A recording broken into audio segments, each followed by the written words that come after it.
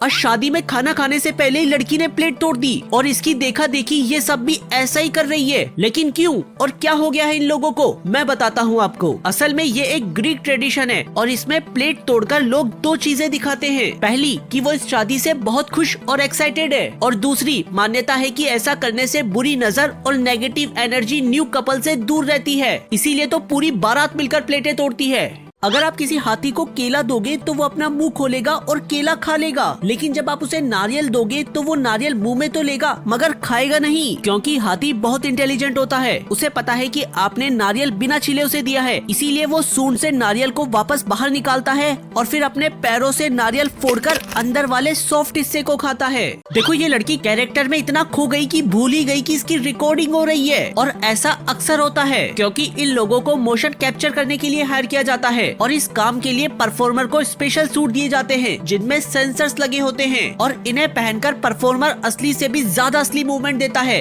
ताकि गेम्स और मूवी में दिखाई गई एनिमेशन को देखकर लोगों का दिल आ जाए कैरेक्टर की मूव्स पर। क्या आप बता सकते हो कि इस कांच की बोतल के अंदर ये नाशपाती कैसे डाली गई? और ऐसा नहीं है कि नाशपाती नकली है, बल्कि ये बिल्कुल असली है जिसे लोग खाते भी है, मगर बोतल के ढक्कन से ना ये अंदर जा सकती है और ना ही बाहर आ सकती है, तो फिर ये अंदर कैसे गई? दरअसल जब नाशपाती को उगाया जाता है तो किसान बेबी नाशपाती के ऊपर ही बोतल लगा देते हैं, जिससे नाशपाती बोतल के अंदर ही बड़ी होती है। और क्योंकि इस प्रोसेस पे कई महीने लगते हैं, इसीलिए सिर्फ एक बोतल जूस ही लगभग 10,000 रुपए का बिकता है। देखो क्यों आपको कछुए के बच्चों की मदद नहीं करनी चाहिए, क्योंकि जब कछुए के बच्चे अंडे से निकलते हैं तो उन्हें तुरंत समुद्र तक जाना होता है, लेकिन बीच रास्ते में ज्यादातर बच्चे दूसरे जानवरों का शिकार हो जाते हैं। ऐसे में आपको लग रहा होगा कि बच्चे को उठाकर डायरेक्ट समुद्र में छोड़कर थोड़ी इंसानियत दिखा दे, लेकिन ये इंसानियत उनका फ्यूचर खराब कर सकती है, क्योंकि जब बेबी टर्टल बीच पर रेंगते हुए समुद्र तक जाते हैं तो उस वक्त वो उस बीच की स्मेल, मैग्नेटिक सिग्नल और हर एक चीज को रिकॉर्ड करके अपने दिमाग में उस बीच का एक मैप सा बनाते हुए आगे बढ़ते हैं, ताकि बड़ा होने के बाद वो मैप फॉलो करते हुए अंडे देने वापस उसी बीच पर आ सके। लेकिन अगर आपने बेबी कछुए की हेल्प की तो उसकी मेमोरी में मैप कभी बनेगा ही नहीं, फिर या तो वो गलत बीच पे अंडे दे देगा या फिर अंडे ही नहीं देगा